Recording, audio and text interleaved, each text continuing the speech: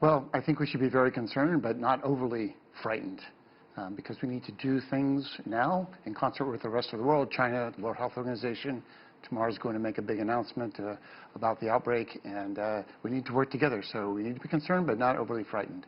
What about the acceleration of this? We've got the Spring Festival coming up, people on trains moving around, already seeing how this is moving. What are your concerns there? Well, that it's going to spread more inside China and then to other countries. So 5 countries at least so far have identified one patient, including, as you said, the United States today. It's early on lethality. As you look at this and your own expertise, what are the concerns there?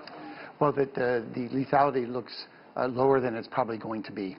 Right now there's been a total of 6 deaths reported out of a little bit over 300 patients.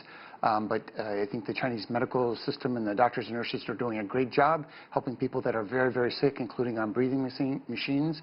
And unfortunately, some, but not all, of those patients will die. So the case fatality rate, as we say, it's going to go up higher than it is now. Steps that can be taken. I mean, from outbreaks in the past, have we learned anything perhaps from SARS or some of these other outbreaks that are applicable today? So I think we learned a lot from the SARS coronavirus, the same family as this new virus, coronaviruses, and the Middle East respiratory syndrome, or MERS coronavirus. Those are the 3 viruses that cause pneumonia, coronaviruses that cause pneumonia in humans. So I call this one coronavirus pneumonia 3, so CP3. Unfortunately, we didn't learn how to treat them. There's no specific treatment. We didn't learn how to make a vaccine. So at this point, I think we have to start to develop, we meaning the world, China, World Health Organization, United States, around the world, collaborate to develop what I call a universal coronavirus vaccine. So it's going to be effective against not only these 3 coronavirus epidemics, but the future ones, because there will be more. There will be a CP4, coronavirus pneumonia 4, sometime in the 2020s. We know about globalization. We know how much people travel. China is a great destination to go to. I was there twice last year. People were moving all around the world. What steps can be taken at airports, train stations, anything that can be done to kind of mitigate this?